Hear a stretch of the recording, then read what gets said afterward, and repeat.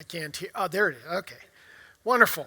For those who weren't here last week, let me just share a little bit about my background, and then I'm going to jump right into it. I spent 26 years. I started my life as a public school teacher for 12 years. Did that back in Illinois, 3 different school districts, and social sciences, mostly history, that sort of thing. But then came down to this foreign country, Dallas, Texas, back in 1986 to join an apologetics ministry called Probe. And at Probe, I wrote on education issues. We went into college classrooms, secular college, universities, and spoke on a Christian worldview. Did that, and then eventually got a seminary degree and kind of broadened my topics a bit. World religions became very interesting to me, as well as the cults. Every year I go over to Hungary and teach at a Word of Life Bible Institute on cults. And that brought me kind of to tonight. So I've been doing this for a few years. And before I do anything else, last week there were people diligently taking notes. If you want all the PowerPoint slides, if you want last week's and this week's, just send me, I think we died. No input. Oh, you're good here, okay. I just can't see where I'm at. All right, send me an email to that email address, D. Clawson, and I will send you my PowerPoints. And you'll have the slides as well as the notes beneath them and all the rest. Okay, last week we started out, and by the way, my reason for sharing all of this information with you certainly isn't because we should hate Muslims and avoid them and ridicule them and intimidate them and all the rest. That's the last thing on my mind. I just spent a week in Turkey back in November. 98% Muslim country. Very hospitable people. Enjoyed our time immensely. Of course, they like our American dollars, but it was just, we had wonderful conversations with folks. They were open. Met my first Alawite Muslim, kind of a small sect of Muslims. And as we did our walking tour of Istanbul, we went at it for hours. And it was a great dialogue. My goal here is to help us be better ambassadors for Christ. To be able to share the gospel clearly, knowing how a Muslim will hear it. And the way you do that is by understanding their perspective, understanding their worldview. We had an appointment last night with 2 Mormon elders, 2 missionaries. They're supposed to come by at 7. I was all ready. It was going to be fun. And they didn't show. I knew we were blacklisted because they haven't been there. They haven't knocked on our door for like 2 decades. And when they did knock on the door, I said, hey, we're eating dinner, but come on back Tuesday night. They just didn't show. So disappointing. But my goal in those conversations is to make sure they understand the distinctions between the LDS tradition, their theological tradition, and Orthodox Christianity. Well, with a Muslim, I want to hear them well too. And then make sure when I share Christ with them, I'm doing it in a way that it can get through their filters, that they can understand, they can hear it well. And you do that by understanding the best you can their system and then knowing your system clearly. And by the way, for either JWs, Mormons, Muslims, one of the most important things you can know, why do you believe Jesus Christ is God incarnate? Why do you believe he's God in the flesh, Yahweh in the flesh? Boy, you got to be able to defend that. Doesn't matter which group you're talking to. And there's a super book out there. I'll recommend it later if you want to know. About 800 pages. But it's a really helpful book. The best book I've seen on the topic of the deity of Christ. So, advertisement for that, and I'll fill you in on the details later if you'd like it. All right, so is there any way we can get the monitor back there working? Okay, great. Otherwise, I'm going to be doing this a lot. All right. Last week, we looked at the life of Muhammad. Obviously, the origin of Islam. He hears from the angel Gabriel. He's told to read the mother of the book that's basically in heaven, recite it, memorize it, and he'll share that, and that's the Quran. He'll share that with his companions. As time goes on, he gets booted out of Mecca, goes to Medina, Lots of battles. We'll talk about some of that tonight. Goes back, conquers Medina, establishes Islam, and dies a couple of years later. He becomes the model for living the best Muslim life. He's not perfect, but he's the closest thing we're going to find this side of paradise. Everything he did, how he put his pants on, how he wrapped his turban, what he ate, what he didn't eat, that's a model for us. That's the sunnah. That's what you're supposed to follow as a good Muslim. And it kind of drags Islam into the future with a 7th century culture, which has been an interesting aspect of Islam down through the centuries. Then we looked at the Quran, a little bit about it. We looked at the Hadith, which is basically 5 recordings or collections of Muhammad's sayings and doings. And with the Hadith and the Quran, the Sharia law is built, jurisprudence through legal experts that come up with that whole idea of Sharia, which is literally the way a Muslim is to live. And of course, very controversial. Texas is one of the few states that has outlawed Sharia law in it. But it's growing in its impact in Europe especially. Tonight we're going to look more at the early history of Islam, its violence and conquest, the Crusades. Just a couple comments about those. I think it's important to be aware of them. Look at then the Islamic worldview. How does a Muslim view reality? Through what lens does a Muslim see all things, see life? And that includes obviously the 5 pillars of Islam, the Hajj and the Kaaba. Why is that so central to Islam? We talked about it a little bit last time. We'll kind of wrap that up. And then cultural Islam. What's the impact? What do we need to be aware of and think about? All right, let's jump into it. Had to throw in some family vacation pictures. That's Istanbul. On the left is, we're outside the Blue Mosque. That's my lovely wife with her head covering, which she resented having to wear, but you have to wear it if you're going to go into a mosque. And it's impressive. Blue Mosque is impressive. 500 years old. I mean, it's massive. You walk into it and you go, wow. But then you go across the way and there's the Hagia Sophia. It's not 500 years old. It's 1,500 years old. Built in the 500s, 532 to 537.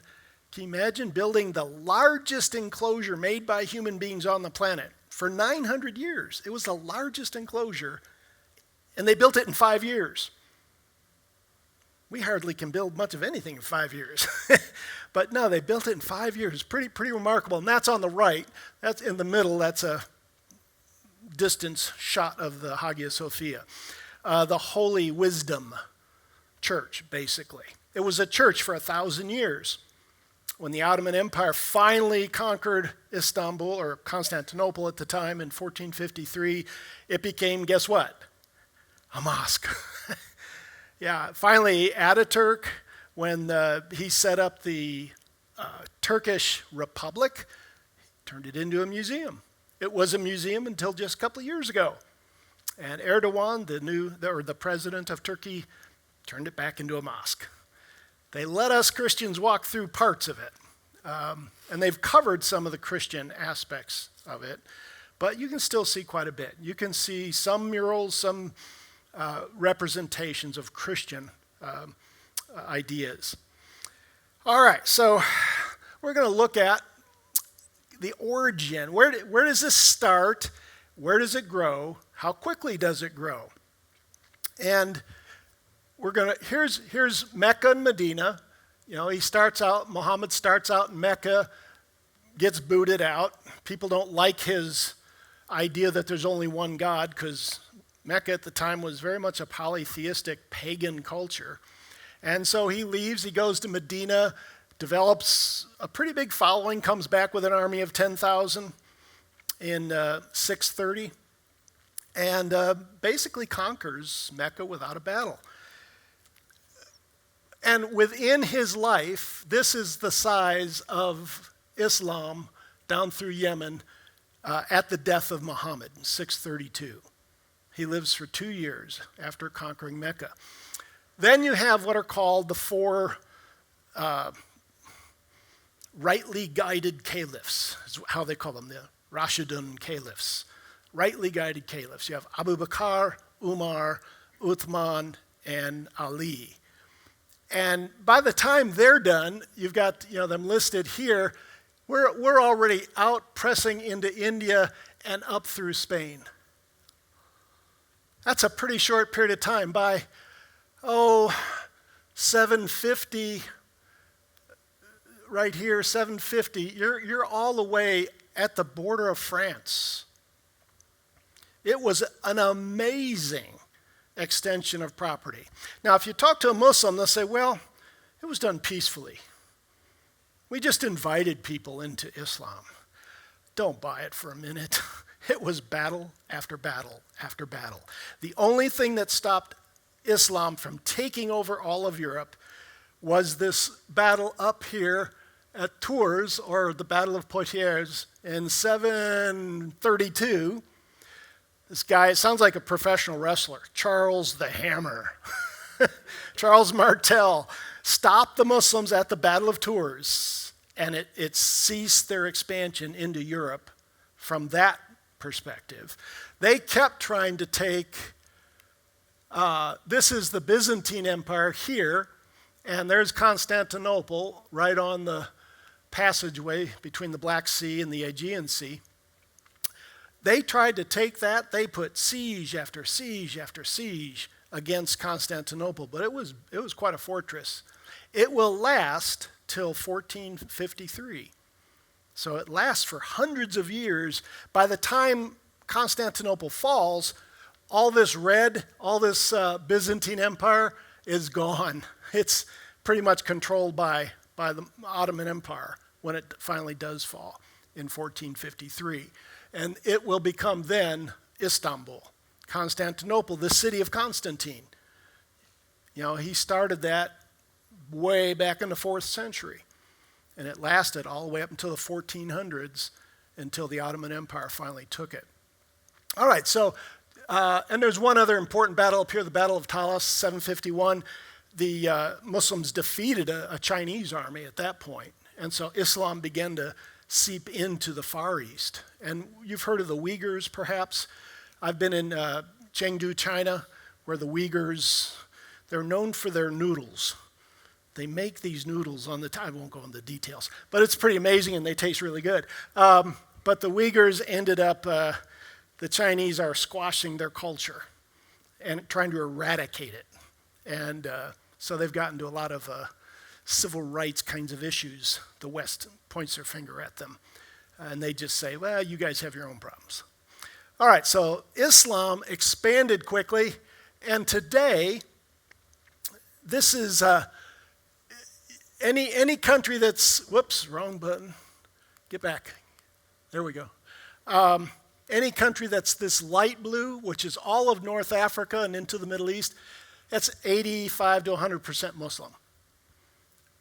But it's funny, the most populated Islamic country in the world is Indonesia, out here. A couple 100 million Muslims. We don't think of Muslims as being in Southeast Asia. And partially because it's a very different kind of Islam. It's a very moderate Islam. You don't hear of Malaysian terrorists. They're usually out of Saudi Arabia, Pakistan, or somewhere else in the Middle East. Yeah, but obviously all the way up Mongolia, you've got Islam. India's got a huge number of Muslims, as well as Pakistan there. It's a worldwide religion. 2 billion Muslims on this planet. So it competes, it's Christianity and Islam. We're at about 2.5 billion, they're at about 2 billion. Now, are all of those devoted followers of Allah and Muhammad? No. Are all of the 2.5 billion that are Christian devoted followers of Christ? Absolutely not. But that's a general number that gives you a sense of who at least feels like they're Christian. Most Americans, you ask them what religion they are, they'll say, oh, I'm Christian, I'm from America. Whether or not they have a clue. We call those cultural Christians. There are a lot of cultural Muslims out there as well. All right.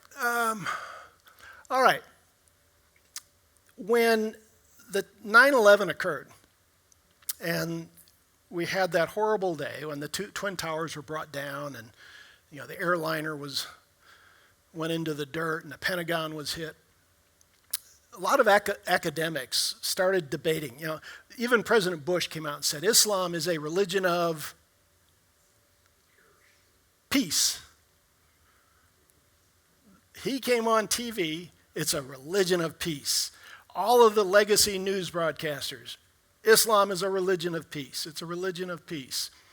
And a lot of academicians said, look, every religion has the potential for violence. If you're a Christian and you want to do something violent, you want to be a terrorist, just quote the passage where Jesus goes into the temple and overturns the tables and has the whip. See? Condones violence. I would argue you go to Joshua taking the land.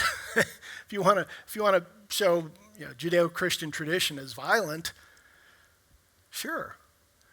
And when you think about it, if Allah really is the God who created the universe and Muhammad really is his prophet,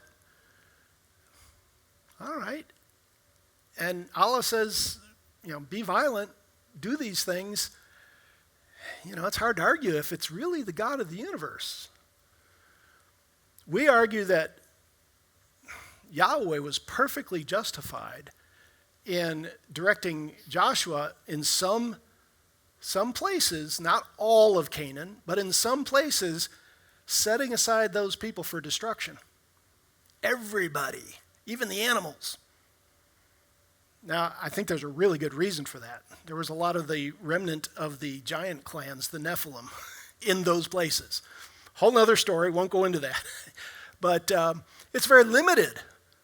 The whole conquest for Israel is a very limited conquest, limited area. The violence, that eradication was a very limited group of locations. And I do believe the creator of the universe said, this is my legacy. Israel is my legacy. Clean it out. That's for my people, the Jews.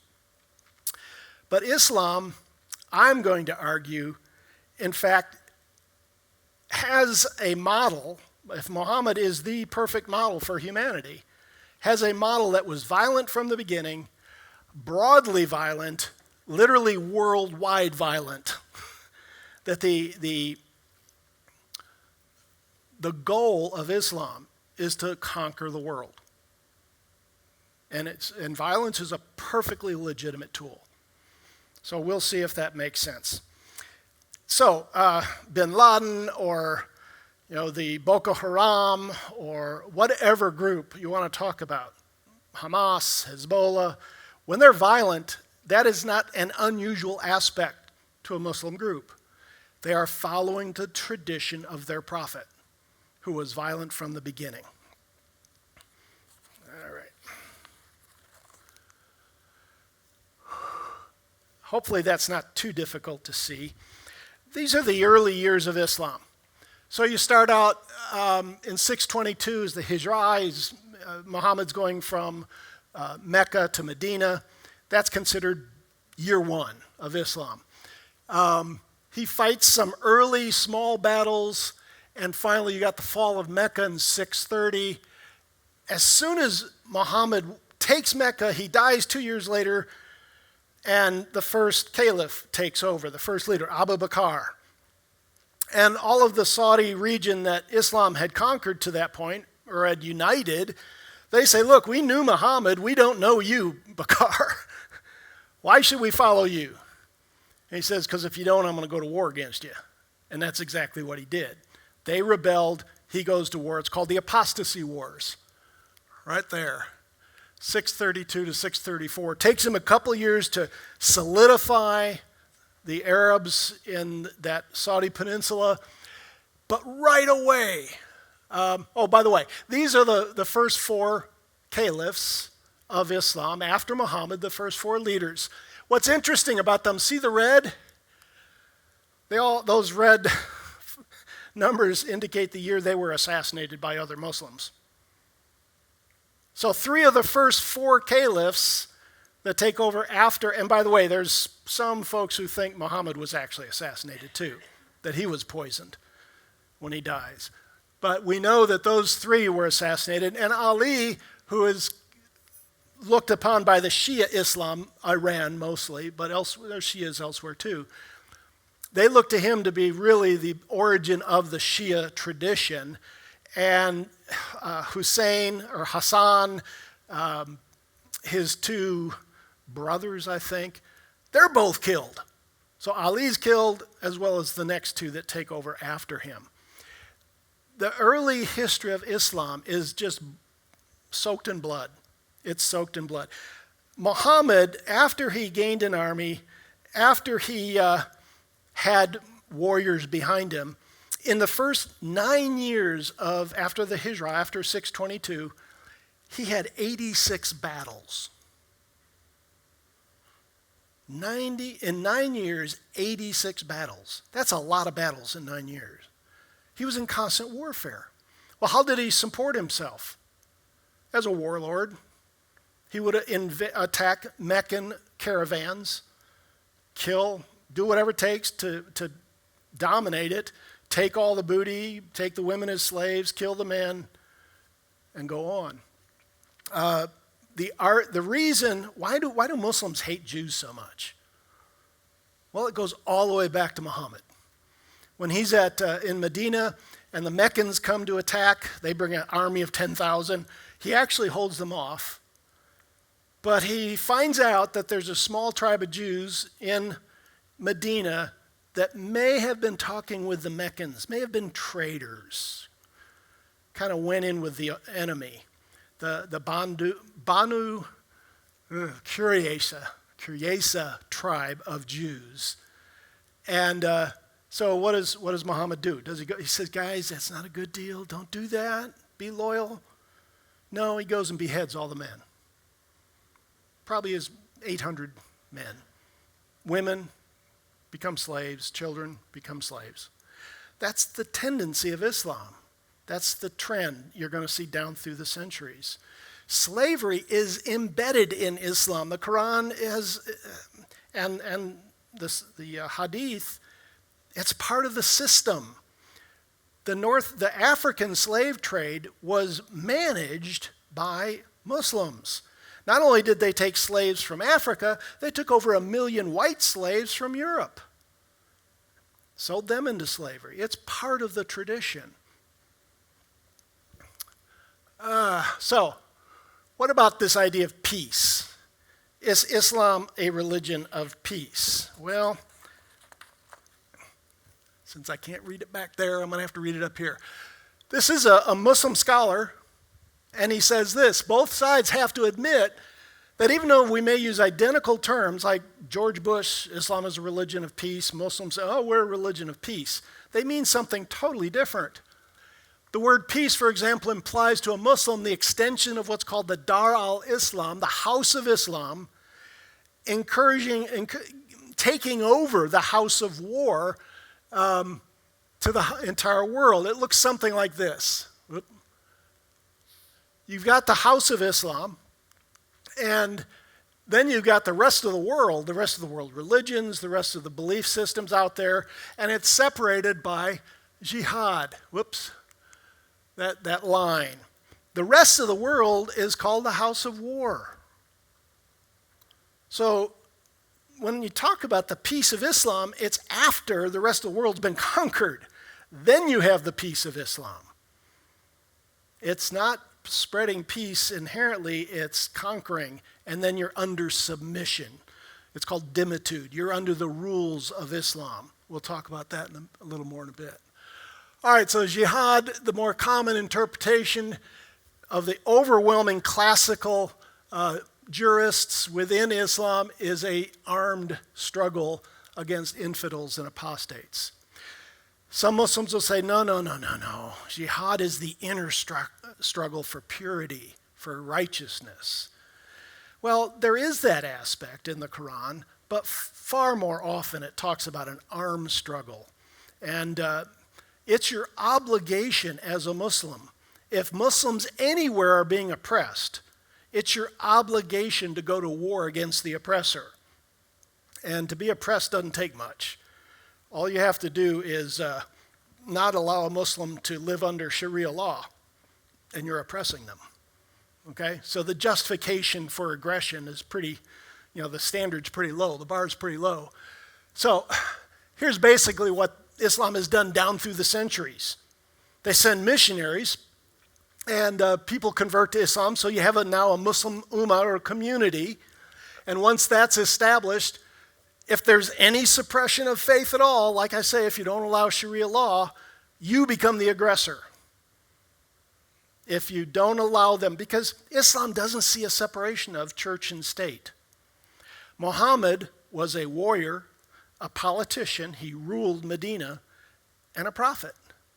So Islam does not see any separation. Not like Jesus saying, render unto Caesar what's Caesar's. No, there's none of that in Islam. It's all combined. If you're under Islam, it's the political system, it's the religious system, and you have, obviously, warfare responsibilities. So once the aggression occurs, and it can be defined very broadly, then it's to be resisted militarily. And an interesting aspect of Islam is once a region is controlled by Muslims, it's Islamic. It can never go back to or go to something else. That's why, what's the saying for Hamas and others, from the river to the sea, Israel? We need to wipe it all out, get all those Jews out of there. Why? Because the Ottoman Empire controlled Israel for a period of time. It was controlled by Muslims. Muslims have a right to all of Israel. It's theirs. So the idea that these Jews now, who, by the way, had it 1,000 years, 1,500 years before that, doesn't matter. Once it's Islamic, it's always Islamic. And it's to be turned over. They have a right to do whatever's necessary to return it to an Islamic-controlled land. So in the 14th century, this Ibn Taymiyyah justified the permanent state of war by asserting that because the possession of lands by infidels, that's you and me, is illegitimate. Nowhere on this planet is it legitimate for a non-Muslim to control property. It's all under the divine right of Muslims, those of the true religion, to control it. So even at the broadest level, Muslim jurists have argued that the earth is theirs. Allah has given it to Muslims. It's just a matter of them taking it, which they almost did back 1,000 years ago. All right. Well, what about the prophet? Can we justify anything else about his violent tendencies? Yeah.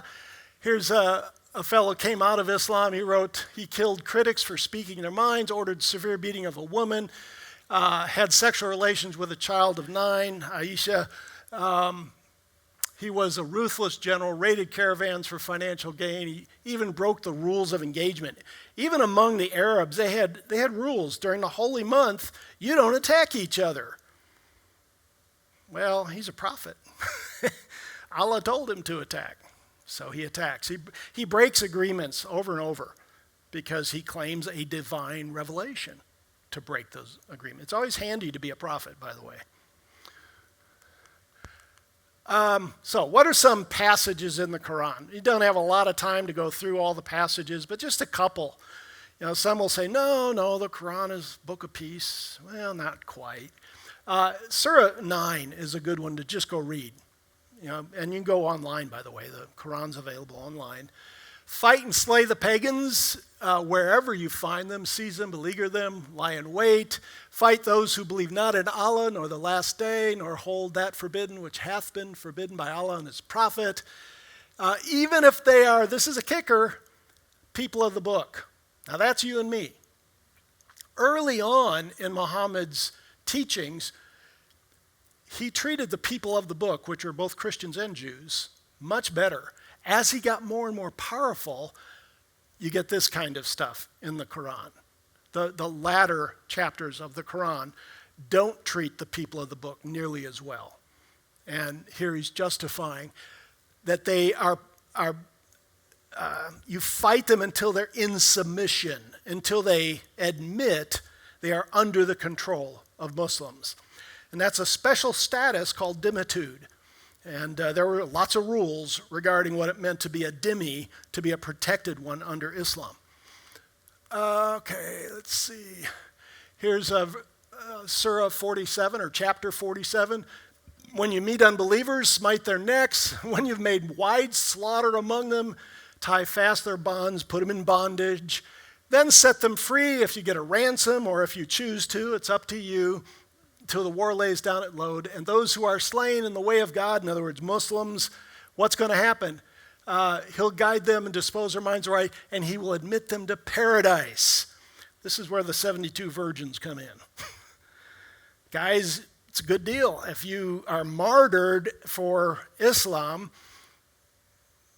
you're among 72 virgins, not virgins. The Quran doesn't specify the number, but you get that in the Hadith and some other writings. It's supposed to be a very physical. In Islam, you can't drink alcohol. You're not supposed to have sexual relations with women other than your 4 wives that you're allowed to have. But in paradise, you get to do all those things. It's really kind of odd. You get to do the very things you're told not to do in this life. Go figure. This is one of the Hadith collections by Bukhari. It says, Allah's apostle says, I've been ordered by Allah to fight against the people until they testify that none has a right to be worshipped but Allah, that Muhammad is Allah's apostle. So again, just more justification to fight. And what's the justification? Anybody who doesn't believe in Muhammad and Allah. And there's a lot more. This is just scratching the surface. So, Islam expands dramatically all the way from the northernmost part of Spain to India. It is by far the minority population in that region. Most people are either Christians, and Islam, the first region of conquest was the heart of Christendom. In the early church, there were multiple centers of Christian thought and scholarship. Obviously, you had Jerusalem, you had Rome, you had Antioch, which is the first place that label was given to believers, Christian, and you had Alexandria in Egypt. Those were hotspots. Even eventually, Ephesus will become a pretty important place. Islam took them all. And in most places, the Christian population would slowly diminish to the point where today, one good example, the 7 churches of Revelation are all in Turkey. We got to go see Ephesus and Pergamum last year. Smyrna was in the location of modern-day Izmir, Turkey. As recently as 1922, Smyrna had a pretty large population of Christians.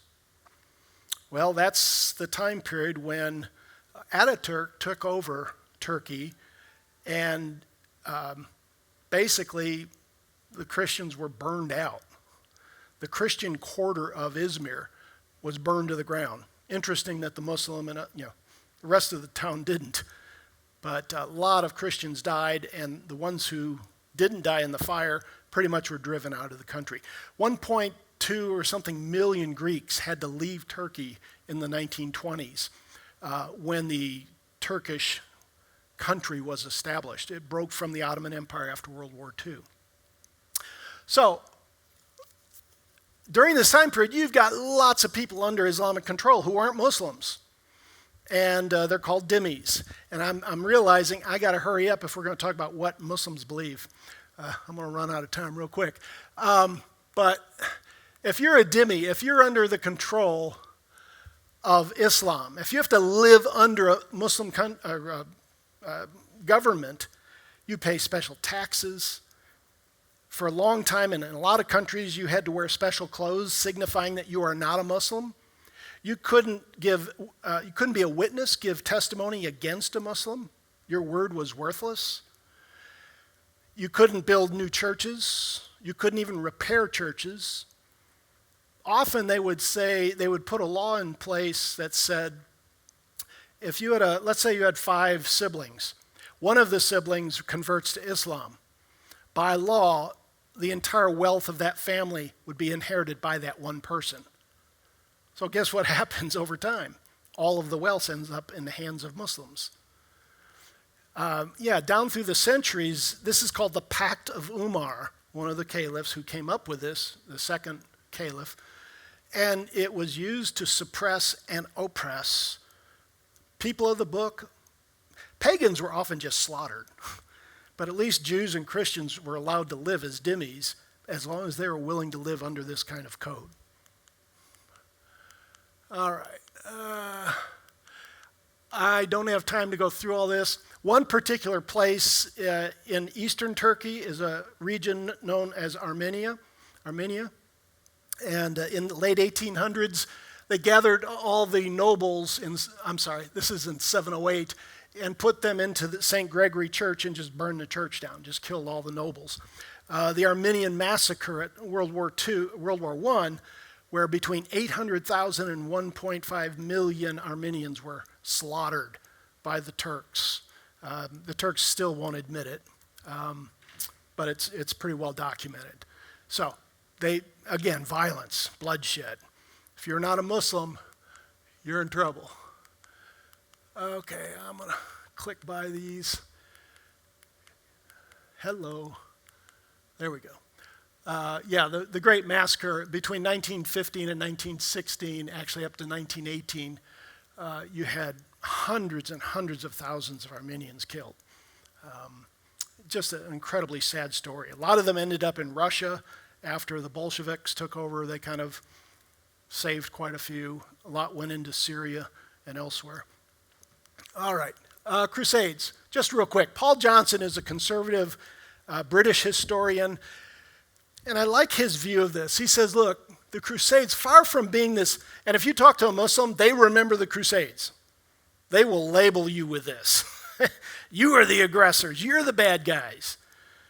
8 crusades over a period of time from the 10th century on up into the, 1500s, something like that. Far from being this imperialism, Western imperialism, it was an episode in a struggle that lasted 1,400 years between Islam and the West and most of Europe.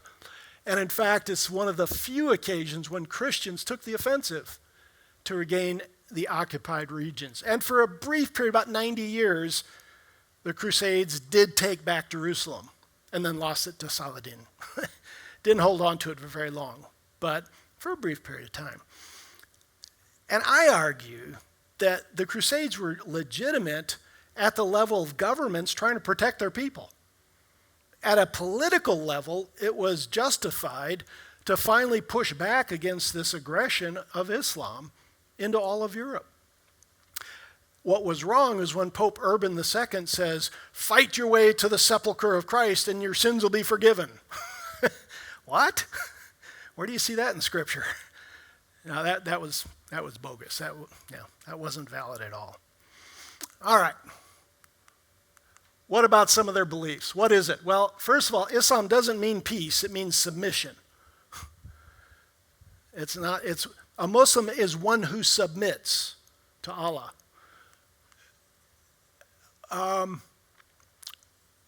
It's more concerned, when you meet a Muslim, they're more concerned about practice than theology. It's far more important for a Muslim to do the things Muhammad did, to live as a good Muslim, than it is to be theologically astute. In fact, Muslims don't sit down and read their Quran. That's not important. They let the Imam on Friday noon tell them what to do, how to live. They're not big into theology. Now, of course, you're going to run into a few that will be. You'll run into evangelists that know how to get at Christians. They train for that. But the typical Muslim is not steeped in theology. They're more concerned about how do I live as a follower of Muhammad. They're often very much into kind of folk animism. And even in Turkey, we saw lots of things about how to ward off the evil eye. How to not let someone put you under a curse, make you sick, or take things from you.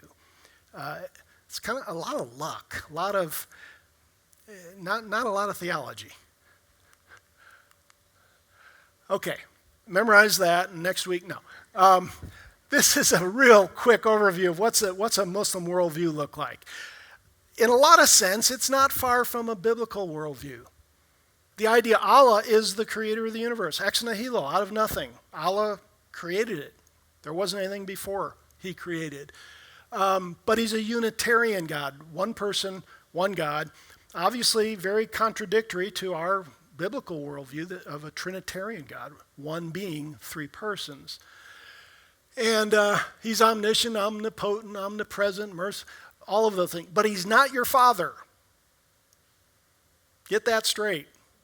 He's not your father. He doesn't love people who don't love him. Very different from the biblical God who created, who loved us first. And we respond to that kindness of God, our Creator, who is not just merciful, but is gracious and has provided a way to pay for our sins. Humans are created good, and they're not fallen. Islam does not believe in this idea that you're born in a fallen state. You're just lazy and forgetful. All of you are quite capable of following Muhammad and the mandates of the Islamic religion. You're just lazy. So get it together. At death, there's going to be a final resurrection. In the grave, that inner period between death and the final resurrection, where everyone will be resurrected according to Islam, you're going to be asked questions by angels, and if you have the wrong answers, you're going to be beaten with metal hammers. And an opening in your coffin down to the hellfires will be made, so you start experiencing hell even at that point. Very vengeful Allah in this case. History is linear. It's has a creation beginning, goes to a final judgment. They do believe in a final judgment. By the way, they believe Jesus will return. Isa in the Quran. He's in 15 chapters, 90-some verses. He will come prior to this final judgment. If you're a Shia Muslim, he will come with the Mahdi, the 12th Imam, and they will establish justice and peace for a period of time, and then finally the final judgment and paradise. How do you know right from wrong as a Muslim? It's in the Quran, it's in the Hadith. Follow Muhammad's example. So it's monotheistic. Shirk is, by the way, the worst sin you can commit in Islam. It's putting anything next to Allah. And if you say Jesus is God, you're making him something next to God, next to Allah. Worst sin you can commit. So they're going to fight you on that one. Muslims believe in angels and jinn. Jinns are creatures made of fire. Satan is a jinn.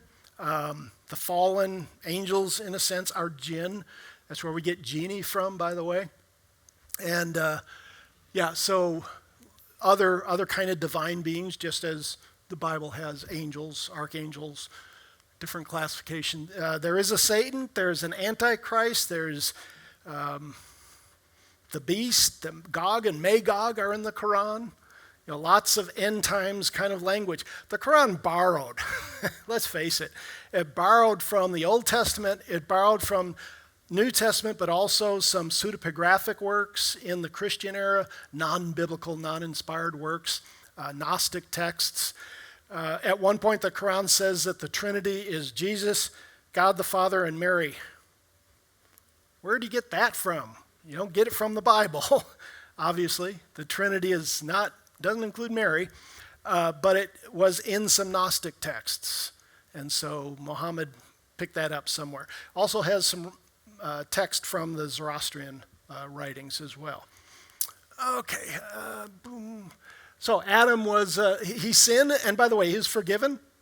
He repented, was forgiven. So again, not fallen. Humanity didn't receive a fallen nature from Adam. Again, we're misled, we're weak. Teaches that people are born innocent, remain so until each is guilty of their own sins. And by the way, Muslims will say, look, this is a very reasonable faith. There's one God, very simple. You're not fallen. You're able to be faithful to that one God. He's asked you to do some things. You can do it. It's very reasonable. And they'll argue for the simplicity of Islam. You Christians with your Trinity, which is just doesn't make any sense at all. Why do you believe that stuff? So be prepared to defend the Trinity. Make sure you have a good idea what you mean when you say that. So here's the 5 pillars of Islam. The confession, the Shahada, which is just basically Muhammad is a prophet and Allah's God. Very simple.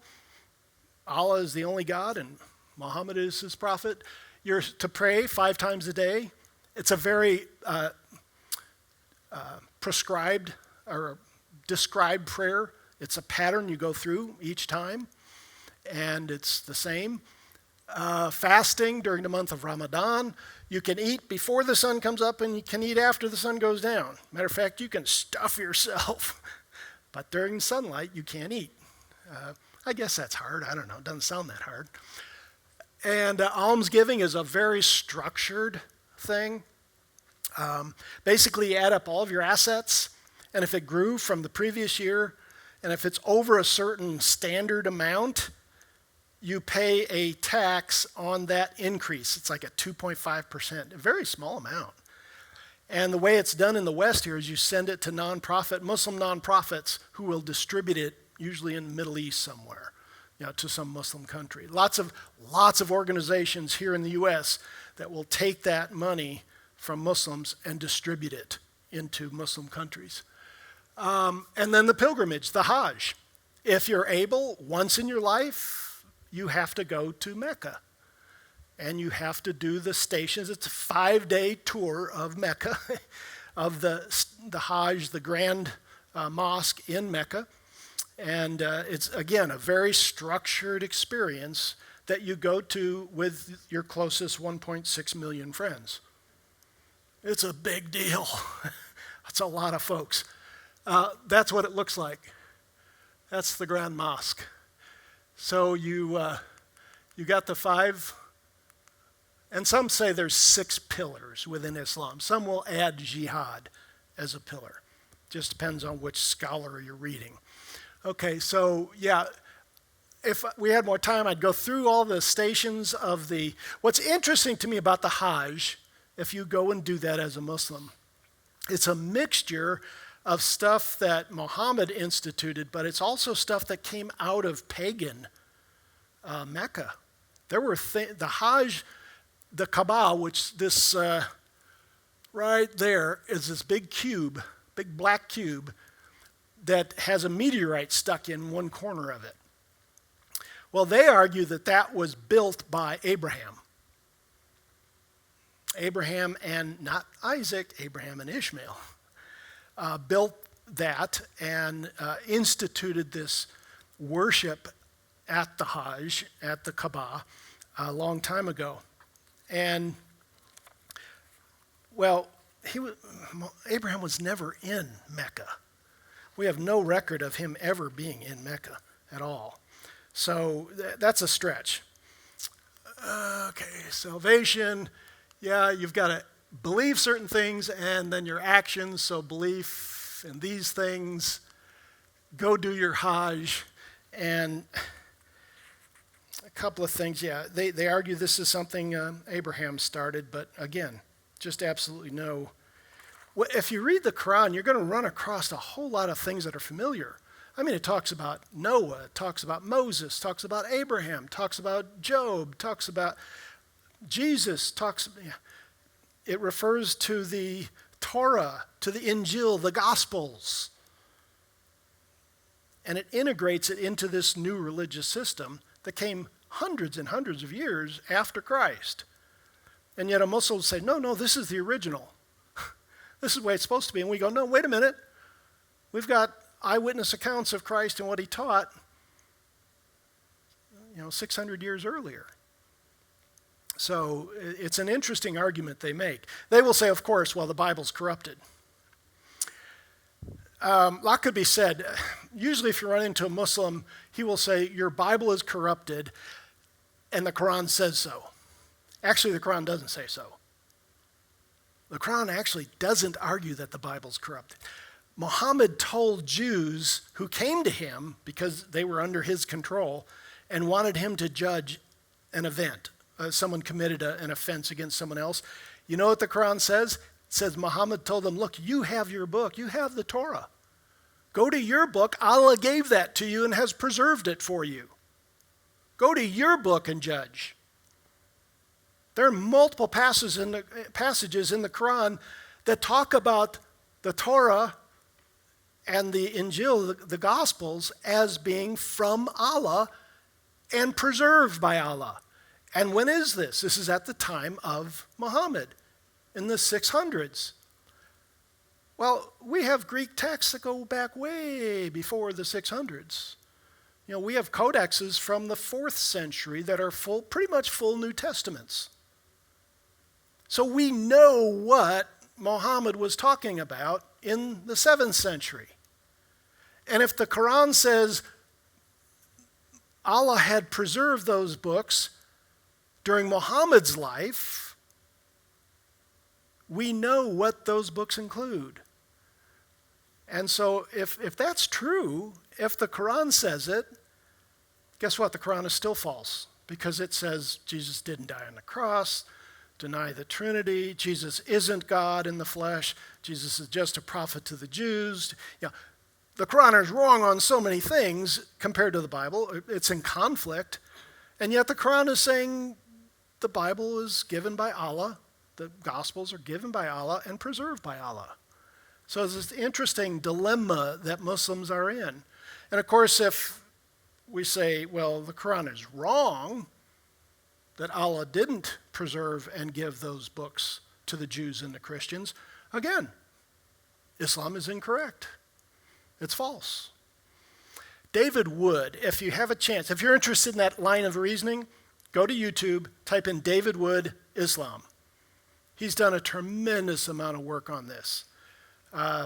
He has spent most of his adult life. He's the one that shared with Nabil Qureshi, when Qureshi came to Christ, eventually wrote Seeking Allah, Finding Jesus, No God But One. Unfortunately, he died. He became an evangelist to the Muslims. Grew up an Ahmadiyyan Muslim, and David Wood shared Christ with him. He becomes a believer, becomes an evangelist, and debates some of the top Muslim scholars. But the story of David Wood is just amazing. He's quite useful in a lot of ways. All right, final things. Life is preparation for the next life. Again, you're going to have angels who are going to question you in the grave and beat the tar out of you if you give them the wrong answers. You're going to be tormented, and eventually there'll be a final hour. What's interesting is Islam here is fairly similar in a lot of ways to, pre-mill Christians, and even, Jews have a certain kind of end times thinking too. Down here you've got Amil, kind of a end time eschatology. I'm not going to spend a lot of time on this, but it might be something you want to look at if you're interested in eschatology and end times later on. Okay. So what about Christ? He's human, no divine nature. He's a unique prophet. He's called the Messiah in the Quran. He's called the Word of God, the Spirit of God. He does miracles according to the Quran and Hadith. Prophet to the Jews. Supposedly foretold the coming of Muhammad in John 14. You remember that? Actually, he's talking about the Comforter, the Holy Spirit, not Muhammad. But a Muslim will tell you, no, he's talking about Muhammad there. No, not quite. Okay. So in the Quran it says, it is not befitting to the majesty of God that he should have a son. Say not, where is it? Here. Say not Trinity, desist, it'll be better for you. The Quran is a direct polemic against Christian theology. And guess what, guys? They both can't be right. Either the Trinity exists, Father, Son, Holy Spirit, or it doesn't. Somebody's wrong here. No, they could both be wrong, but somebody for sure is wrong. All right. This is massive prayer time in Trafalgar Square in Great Britain. Great Britain is going through, I've read articles recently where people are quite fearful that Great Britain is headed towards a civil war because Islam is, not only is it making, of course, the mayor of London is a Muslim, and there are pockets within London and other towns where the police just don't go anymore. They're basically run by Sharia. 200,000 British girls were groomed and raped by Pakistani men over a period of time. And when British folks complained and rebelled, right now you can go to jail, and people are going to jail if you write on Facebook something hostile towards Islam. It's a really fascinating, sad time in Great Britain. But that's happening in a lot of places. A politician in Finland just was prosecuted successfully, basically for quoting the Bible. Canada has just, I think they've either passed it or they're really close to passing a new law that will make quoting the Bible, if you're quoting it against Islam, against the LGBTQ community, the trans community, whatever, you can be prosecuted. You can go to jail for 10 years. So all of that to say, I think we have a responsibility both politically and as ambassadors for Christ. We're all citizens. We're obviously citizens of God's kingdom first. So when I run into a Muslim, my first thought is, how can I connect with this person? I'm going to be as kind to this person as I can be. I'm going to bend over backwards to be kind. Because I am, at that point, I'm an ambassador for Christ. And, we're to give the reason for the hope that we have with gentleness and respect. And I'm going to do that as effectively as I can. But I also have the responsibility as a citizen to vote. Vote for leaders. Vote for changes in our legal system, in our political system. And I want to continue on the peace we enjoy here to be an ambassador for Christ. And we do that by praying for, by voting wisely, by, exercising our political rights. So, we never become not a Christian. We vote our biblical worldview. But sometimes you'll be accused of being unkind or intolerant. By the way, I hate the fact that we've twisted the idea of being tolerant totally in this country. What is it? The modern definition of tolerance is to accept everything. Multiculturalism. Be tolerant, accept everything. That's not what the word means. To be tolerant, you have to disagree. To tolerate someone means you put up with someone who's doing something unwise, foolish, wrong, but you tolerate them even though you disagree with them. Otherwise, you don't need to be tolerant. You just accept everything. That's not tolerance, folks. That's kind of blind, just not caring. So, I want to be a good ambassador for Christ. I hope what I've shared, I'm going to see if there's any questions, gives you a little bit more insight into the world of Islam. A lot more we could talk about, but I think I've talked enough. Recommend some books.